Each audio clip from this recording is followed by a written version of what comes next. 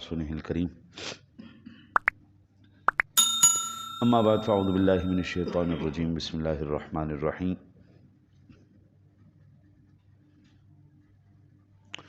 وَكَذَلِكَ نُفَصِّلُ الْآيَاتِ وَلِتَسْتَبِينَ سَبِيلُ الْمُجْرِمِينَ، اور اسی طرح ہم آیتوں کو مفصل بیان فرماتے ہیں اس لیے کہ مجرموں کا راستہ ظاہر ہو جائے۔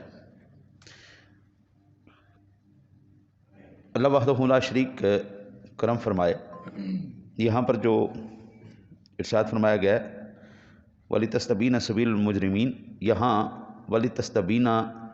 کا معطوف علیہ محذوف ہے۔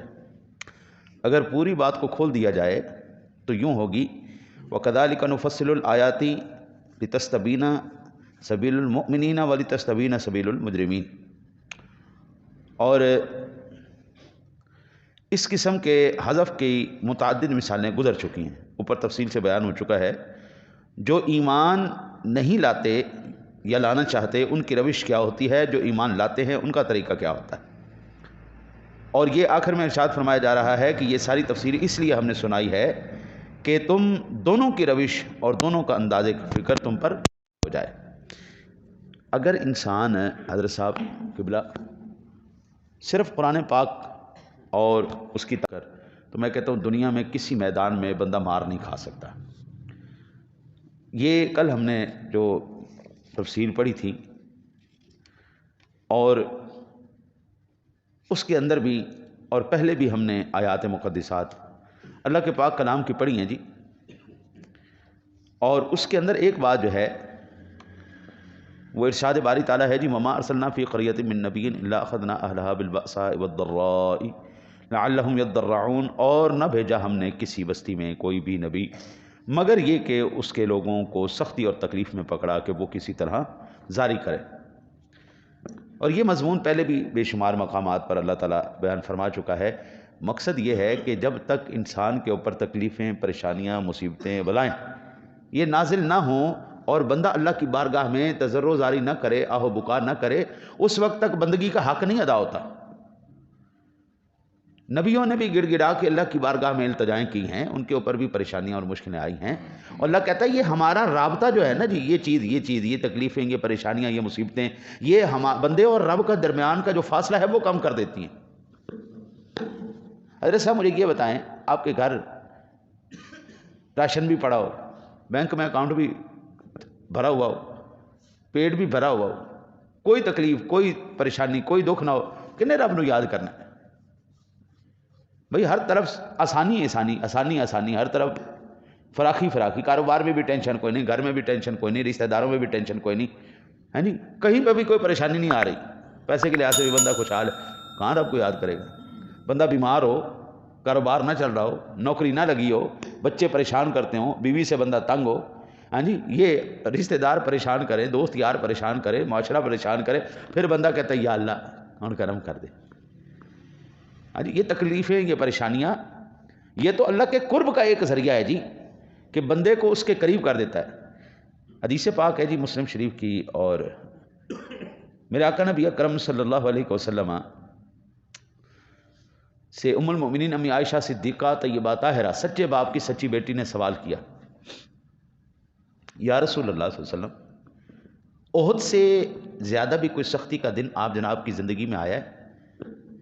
غزوہ احد کے اندر آپ سرکار کے دندان مبارک شہید ہوئے تھے نا جی، ہے جی، آج بھی میرے خیال ترکی کے اندر وہ پڑے ہیں غالباً۔ تو یا رسول اللہ، جس دن آپ کے دندان مبارک شہید ہوئے تھے، خون آپ کا سارا سامنے تشریف لے آیا تھا، تو یا رسول اللہ کہ اس سے بھی سخت دن آپ کا زندگی میں کوئی گزرا ہے؟ اب یہ باعث تخلیق کائنات ہے ذات، یہ معمولی ذات تو نہیں ہے نا جی، یہ وہ ذات ہے جو اللہ کی حبیب ذات ہے۔ اچھا جی، میرے آقا نبی اکرم صلی اللہ علیہ وسلم نے ارشاد فرمایا، آپ نے فرمایا عائشہ کیا پوچھتی ہو کہ مجھے اس قوم نے کیا ایذائیں پہنچائیں؟ سب سے زیادہ بھاری دن مجھ پر عقبہ کا دن تھا، جب میں عبد اللیل بن عبد الکلال کے پاس پہنچا اور میں نے اس سے آرزو کی وہ میرا ساتھ دے، مگر اس نے میری بات نہ مانی، واللہ میں سخت غمگین ہو کر وہاں سے چلا گیا، اور مجھے نہیں معلوم تھا۔ ہاں جی، بندہ جب کسی سے کوئی امید لگا کے جائے، تو حضور جب گئے، اس نے انکار کر دیا، جناب میں آپ کے ساتھ نہیں۔ حضور کو بڑا شدید غم ہوا، اور حضور فرماتے ہیں کہ اس وقت مجھے پتہ نہیں چل رہا تھا میں جا کدھر رہا ہوں، صدمے اور غم کی کیفیت اتنی زیادہ، تکلیف کی کیفیت آپ کے اوپر ہو، معلوم ہی نہیں ہو رہا تھا۔ اللہ اکبر۔ حضرت صاحب ایک ذات اللہ کے حبیب کی ذات ہے، جب بھی جس بھی کسی بندے نے آپ جناب رسالت معاذ صلی اللہ علیہ وسلم کو تکلیف دینے کی کوشش کی ہے نا، رب نے پھر نہیں بخشا جناب۔ یار ہو رب کا، حبیب ہو اللہ کا، مقرب اور قرب اللہ کا ہو، نصیب ہو، اور پھر وہ بندہ ایسے ہی نہیں۔ حضور نبی اکرم صلی اللہ علیہ وسلم جا رہے تو حضور نے بادل دیکھے، بادل آپ کے سر کے اوپر سایہ کیا، تو حضور نے ایسے سر انور اٹھایا تو جبریل امین صاحب نے کہا یا رسول اللہ صلی اللہ علیہ وسلم، رب کریم نے مجھے حکم دیا ہے، میرا محبوب غمگین ہے، پریشان ہے، جاؤ میرے محبوب کے پاس جاؤ، اور یہ جو پہاڑوں کے فرشتے ہیں نا، یہ پہاڑوں کے فرشتے، ان کو بھی ساتھ لے کے جاؤ، جا کے سلام عرض کرو، اور عرض کرنا یا رسول اللہ صلی اللہ علیہ وسلم،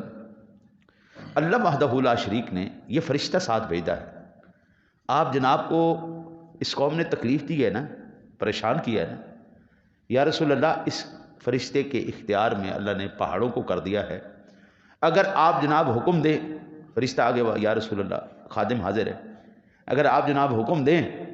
تو میں ان پہاڑوں کو اٹھاتا ہوں، اٹھا کے یہ جو مکے والی بستی ہے نا، اس کے اندر ایسے پاؤڈر بنا دیتے ہیں ان کا۔ آپ جناب کا کیا خیال ہے؟ یہ تکلیف دینے والی قوم، یہ مصیبت میں پریشان کرنے والی قوم، ان کا ہم یہ حشر کر نہ دیں۔ اللہ اکبر۔ یہاں پہ کوئی دنیا کا بادشاہ ہوتا نا جی، انہیں کہنا سی ہونے کر، لیکن یہ ہے رحمت للعالمین۔ جب آپ کو پتہ چلا نا کہ یہ واقعتاً کر دے گا تو حضور نے فرمایا نہیں، ابھی ایسا نہیں کرو۔ یہ بے ایمان میرے اوپر ایمان نہیں لا رہے، لیکن ان کی آنے والی نسلیں، ان میں سے ان کی اولادیں مجھ پر ایمان لائیں گی۔ ہاں جی، یہ ہے جناب رحمت للعالمین۔ ہم نے طائف کا میدان تو سنا ہی ہے نا، اللہم اہد قومی فانہم لا یعلمون، اے اللہ اس قوم کو ہدایت نصیب فرما، یہ جانتی نہیں میں کون ہوں۔ حضرت صاحب واقعتاً بات ایسے ہی ہے، 14 صدیاں گزر گئی، مسلمان جانتا ہی نہیں اس کا نبی کون ہے۔ تاریخ نے ایک ایک چیز میرے نبی کی، حضور نے کن اونٹنیوں پہ سواری کی وہ محفوظ ہے، حضور نے کن دراز گوشوں پہ سواری کی وہ محفوظ ہے، حضور نے کن گھوڑوں پہ سواری کی وہ محفوظ ہے، حضور نے کتنی تلواریں استعمال فرمائیں وہ محفوظ ہے، حضور کہاں پیدا ہوئے وہ محفوظ ہے، حضور کا وصال باکمال کہاں ہوا وہ محفوظ ہے، میرے نبی کے والدین کا ذکر محفوظ، ان کے ازواج کا ذکر محفوظ، ان کی اولاد کا ذکر محفوظ، ان کے اہل بیت کا ذکر محفوظ، ان کے اصحاب کا ذکر محفوظ، میرے نبی کی زندگی کا ایک ایک لمحہ اللہ نے محفوظ کر دیا، ایک ایک لمحہ۔ حضور کھاتے کس طرح تھے، حضور پیتے کس طرح تھے، حضور سوتے کس طرح تھے، حضور جاگتے کس طرح تھے، حضور عبادت کس طرح کر، ایک ایک لمحہ ایک ایک سیکنڈ میرے نبی کا ریکارڈ کے اوپر ہے۔ حضرت صاحب باوجود اتنی تفصیل ہونے کے کبھی ہم نے اپنے نبی کی زندگی کو پڑھا ہی نہیں۔ آج ہر کوئی اپنا رو رہا ہے جناب، میں پڑھ گیا تو میں پریشان ہو گیا تو میں اللہ کے بندے تو اپنے نبی کی زندگی کو پڑھ کے دیکھ، تیرے نبی کی زندگی میں کتنی تکلیفیں آئی ہیں۔ ذرا قرآن کو پڑھ کے دیکھ، قرآن کیا کہہ رہا ہے کہ یہ ہم تکلیفیں کیوں بھیج رہے ہیں، بالبأساء والضراء لعلہم یضرعون، یہ ہم اس لیے کر رہے ہیں وہ کسی طرح رب کی بارگاہ میں جاری کریں، رب کے ساتھ ان کا رشتہ قائم ہو۔ حضور کی ذات سے مضبوط کوئی وسیلہ ہے ہی نہیں جو رب کی بارگاہ تک ہمیں رسائی دلوا سکے۔ یہ دنیا کا سب سے مضبوط ترین وہ راستہ ہے جو ہمیں رب کے قریب سب سے زیادہ جلدی کر دیتا ہے۔ اللہ حضرت کہتے ہیں میں تجھے اس لیے مانتا ہوں کہ تو میرے مصطفیٰ کا خدا ہے۔ یا اللہ ہم تو تجھے جانتے ہی نہیں تھے، ہمیں اگر پہچان دی ہے تیری تو یہ سونے نبی نے عطا فرمائی، تو ہم تو حضور کے صدقے یا اللہ تجھے مانتے ہیں، ورنہ بات تو ٹھیک ہے۔ ہم نے حضرت صاحب ہمارے اوپر قرآن تو نہیں آیا نا جی، ہمارے اوپر کوئی وحی تو نہیں نازل ہوئی نا، ہمیں جو بھی ملا ہے در رسول سے ملا ہے، ہمیں جو کچھ ملا ہے اسی سرکار سے ملا ہے۔ اور اب میں کہوں کہ جناب نہیں، اس کی تو عزت کرنی کوئی نہیں، اس کا احترام کرنا کوئی نہیں، اس کو کر دے جی مائنس اور ہم ڈائریکٹ ہو جائے، ایسا نہیں ہوتا، ایسا نہیں ہوتا۔ اللہ سے دعا ہے اللہ آپ کو مجھے حضور کی سچی غلامی نصیب فرمائے۔